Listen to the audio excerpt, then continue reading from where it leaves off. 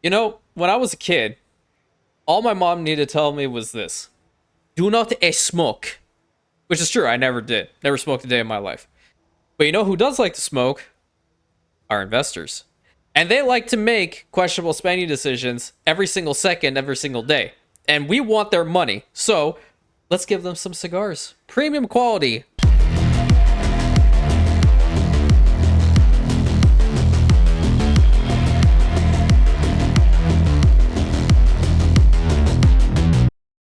Hello everybody and welcome back to another episode of the Anno 1800 Beginner's Guide series. Today we're going to be talking about the Cigars chain. The Cigars chain is pretty much a carbon copy of the Champagne, especially with just a couple little differences. You know, the only real issue is one, getting the specialist. That's really important, but I'll show you another way to get her as well. And two, transporting it from the new world to the old world because you can't produce them in the old world, unfortunately. But let's go ahead and start today, shall we? First of all, I hope you're having a great day. That's really important to always ask. I hope you are. And if not, hopefully I can make you laugh at one point during this video and make you forget anything that's going on in your life that's causing you stress and whatnot. So, I want to start off by saying that I did try to actually record this video once before. The file didn't go corrupt. Your boy just didn't like his own narration. Okay. I felt like I wasn't doing a good job of explaining it, so I was like, you know what, screw this, I'm getting rid of the file, I'm starting over. So, you'll see the buildings have already been built, but how do you get to that point? Well, we'll talk about it. The very first thing is, if you want to go and find out where these cigars actually are located, they are in the Obrero chain over here in the Cigars building production chain menu. And you'll notice that it has 4 buildings, again, very similar to that of the Champagne, which it's literally just a carbon copy, okay? You're going to need 2 resources up top, 1 actual fertility, and then the production building itself. But the difference here between the Cigars and the Champagne is that you are capable of cutting out this entire top section very simply with one particular item, and her name is Torcedor Lucia. Now, hopefully I'm saying that correctly. I looked it up and I believe that is a Portuguese word. And let's go over her really quickly. So she affects the cigar factories primarily, okay? A productivity bonus by 40%. It instantly right off the bat is fantastic, okay? Because anything that helps us produce our goods faster is just going to work to our benefit. Obviously, we're going to have to make sure that the raw resources needed for these buildings is definitely up there on the speed level. So that's one little element to consider here, especially when we talk about the tobacco plantation itself. But that's not her most important and crucial role here, okay? That's more an enhancement. The crucial role here is the new input. Instead of wood veneers, the building processes timber. So wood veneers here being an entire production building completely cut out, okay? Later on, wood veneers actually do become very, very important when you're producing elevators, but if you don't have access to skyscrapers, they're useless. Don't care about them, right? So instantly timber. You know, we have a whole bunch of easy timber. Just plop down a lumberjack hut, put down a sawmill, done, right? One thing that I want to always mention is when looking for specialists, see what you can do about finding those of whom provide new inputs. This is a double-edged sword at some times because you will find, for example, there is one gentleman that can help you out with gramophones later on, but the problem is that he'll swap out one of the resources that you need for a raw resource, and if you're on an industrial island that consumes that raw resource in abundance, that's going to actually work to your detriment, okay? So new inputs, for the most part, are better because they help produce extra goods, but sometimes they could also be a crutch. So we're going to go over the best ones. We're going to talk about them at length. But 100% when it comes to the cigar factories, you want to find Lucia as quickly as possible. And later on, I will show you another source of finding her. If you're in the game, then you can always go down here to Isabel's Harbor, because you might actually be able to locate her. Now, we're going to do a couple rolls here and see what we can do. Obviously, this is costing us money to re-roll, but we do actually, like, for example, Miss Rodriguez wouldn't be a bad one in this particular situation because affecting lumberjack huts is just going to allow us to build more sawmills, right? And that'll help us with increasing our quotas. But if you keep going through, we might potentially be able to find her. But in the event that we cannot, she is a purple item. We have 2.5 mil. I'm fine with keep re-rolling, to be honest. And we're making money from our guns. Oh, I got baited there. So, like, see, she would be pretty good, Mrs. Brown, the cultivator. Productivity bonus by 20% and affects the tobacco plantations. This is actually a pretty decent specialist to have in a trade union for our tobacco. But we're not going to get her right now because it's not that big of a deal at the moment. I'll do one more and then call it a day. Yep.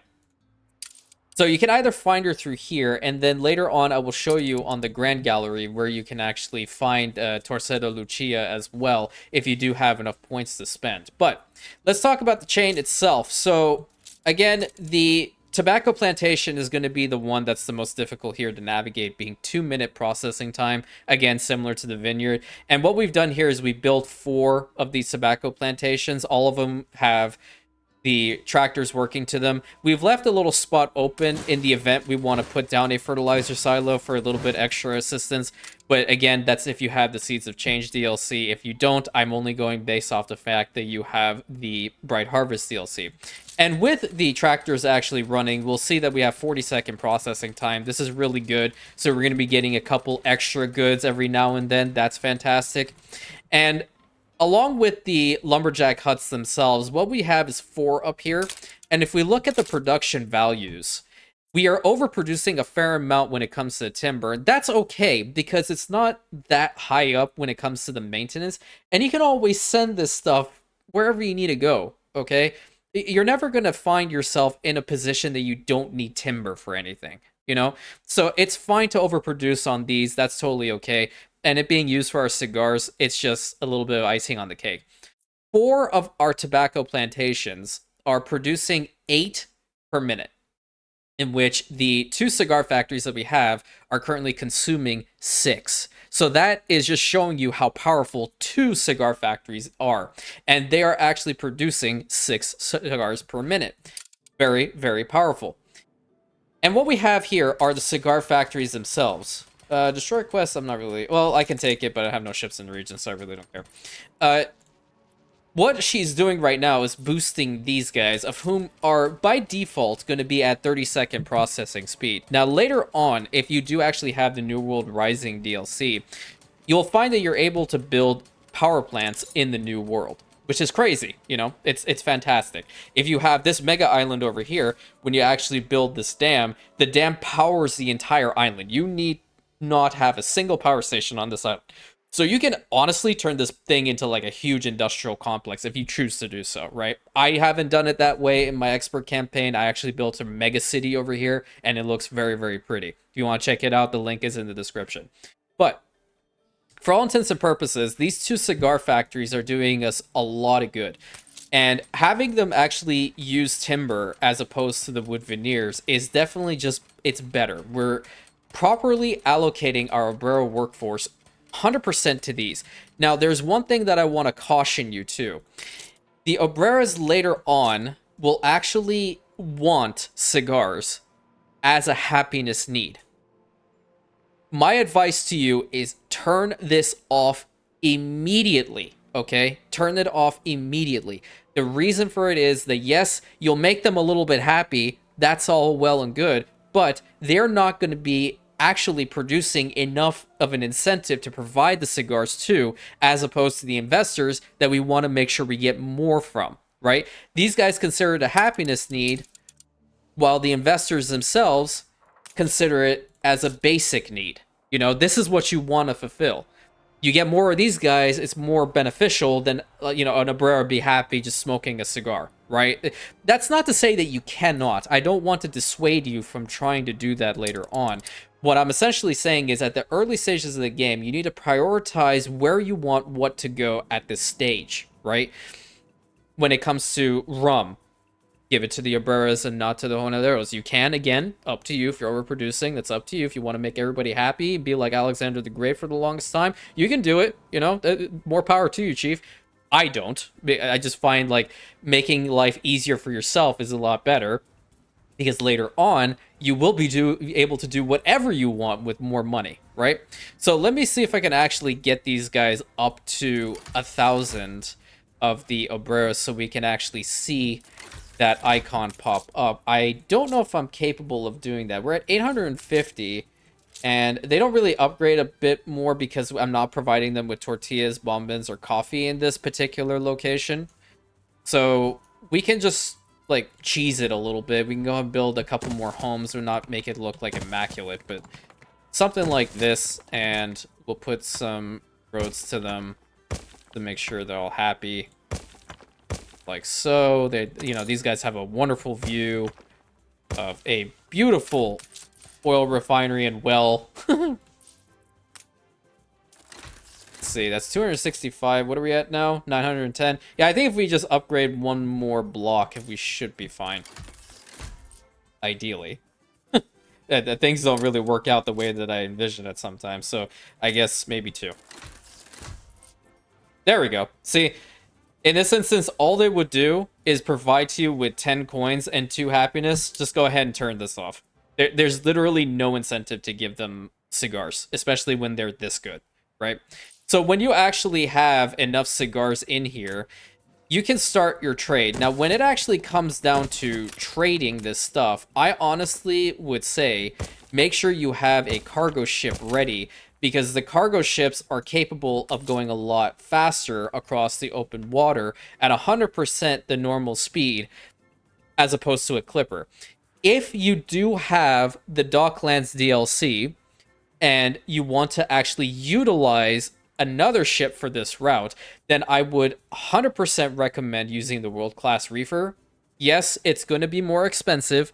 Yes, the influence costs, maintenance costs, all that stuff is going to be more than the cargo ship itself. But remember, it'll go 200% on open sea travel as opposed to where the cargo ships are only going to be going at 100 flat. That's to say, you can also put stuff into like these item sockets to make them go faster, but that's like a flat speed, okay? You want it to be as fast as possible. So what we're essentially doing here is this ship is just big chilling right here in the harbor. And kind of sort of right now, while it's the early stages of this chain, I want to make sure that we actually have the maximum capacity we can take. So what I did is I went over here to the route, right? And we're in the Fen Roma route. So this is the Cigars right over here. And because this is the very first route, and I haven't really given the cigar factories enough time to process all the cigars I need, I want 150 minimum to be on one transport headed towards the old world. So I checked this button, wait for goods. Really important to do this if you want to make sure that you get the maximum amount possible, okay? Because the route just started, I set this to wait for the goods, so we'll have 150 prepared for Roma, and it'll definitely be able to reach there. They do not go through cigars nearly as fast as they go through, like, coffee, for example.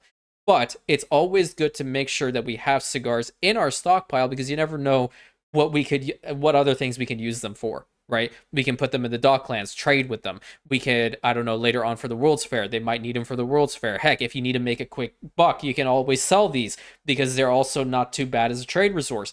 The only problem is actually producing all of it. So that's why we have this cargo ship kind of just big chilling in here, and we're going to let this go for some time. Obviously, these buildings over here, we're going to move them at some point. The ultimate goal is going to be that we have cigar factories completely, you know, a whole bunch of them in this radius for the trade union, and put even more specialists to them. Ultimately, you can have them produce cigars very freaking fast. This is one chain that can go into like the single digits if you do it well enough, okay? If you have mods enabled, which, for example, bringing forward the Palace, right? This is one other thing that we'll probably talk about in the next episode, being the Palace, which is also another DLC. You can actually increase by one item socket in these trade unions, along with the effectiveness of buildings around the trade unions. So like productivity bonuses will increase as well. There's a lot of micromanaging with Anno 1800, okay? We're just skimming the surface. What essentially I have done in this whole, you know, beginner's guide series is I've taught you and guided you through, these are the basics, but now we're going to get into the little nooks and crannies. That's where we're working into. And when you see the little bits that you can work on, it's just going to incentivize you to do it more and more and more, and you're going to want to try to optimize as much as you can. For me, optimization in Anno 1800 is my favorite part. I always love to find ways of breaking this game. Like, not actually watching my factories explode. I'm talking about how can I make cigars be at 7 seconds, right? They're at 7 seconds. I know I'm going to be going absolutely ham and being able to sell them as much as I want. That is your ultimate goal.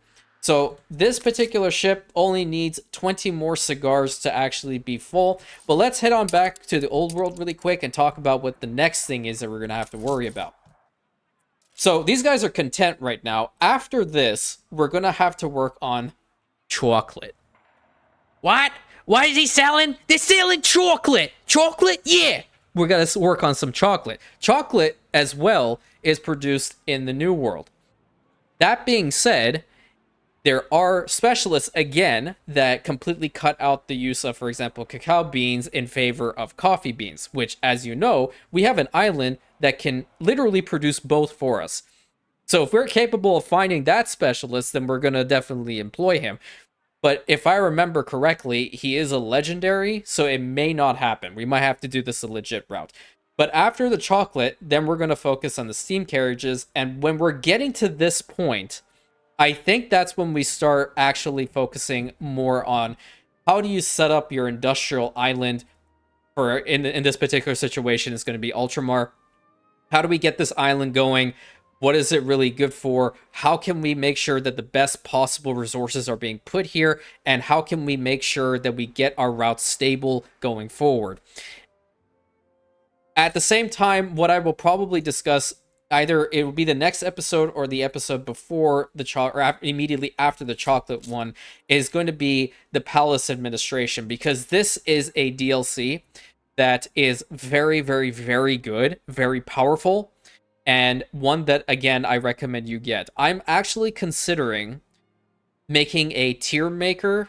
I know it's kind of late in the cycle. I mean, obviously, they stopped the development cycle for Anno 1800 recently with the last cosmetic pack. They're going to be updating the game still, but there's not going to be anything substantial that's coming to this game, apart from the incredible work that modders do. So, it will be a little bit late, but at the same time, because there are different sales happening and whatnot, it might be beneficial to everybody who's recently finding Anno 1800 and then now going into Anno 117 soon, hopefully, fingers crossed.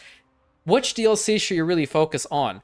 Because not everybody is going to go through every single bit of these guides, right? We all know that. Not everybody watches every single video. You pick and choose the locations that you want, and you listen to what you need to listen, and then go about the rest of your day. We all know this. But when it comes to DLCs, which ones should you get? Which ones shouldn't you get? I will probably be working on a tier maker video relatively soon. So we'll talk about the Palace Administration. There's also another building over here that we haven't talked about, being the World's Fair. The World's Fair is very, very, very cool. It can provide pretty decent bonuses for you. And we can also work on this. But I think the World's Fair should definitely be after the Industrial Island setup, because we're going to need a lot of resources in order to build this thing. It is built in 5 different tiers, so we're going to need a lot of stuff in order to get to that point, and a lot of workforce. So, until next time, my friends, hopefully you guys enjoyed setting up the cigar routes. You got this. It's very simple. It's the exact same as getting the champagne going. Only problem is it's not in the old world. It's in the new world. Not a big deal. Make sure if you have enough Obreros on those islands that are producing cigars, cut them off from smoking, because they're not going to provide nearly enough incentive to be given the cigars like our investors will later on. By all means, please provide it to them. It is however you choose to go about it. Completely, I support you. I support your decisions, so long as they're good ones, okay? Don't be doing anything stupid. I swear to God, I will pull you to the corner. You'll go to the principal's office, and we'll have to have a one-on-one conversation, okay? Be smart out there, my Rantians. That's the most important thing to say. So, until next time, my friends, thank you so much. Hopefully you guys enjoyed this. Please consider like, commenting, subscribing, hit that bell button, sharing with your friends. At the time of this recording, we reached 1,500 Rantians. That was my sub goal by the end of the year. We still have time to go. I am trying not to break down in tears. Is probably a better idea to actually stop recording right now so I can go in a corner and cry. Hopefully you guys have a great day, and I will catch you on the next episode, my Rantians.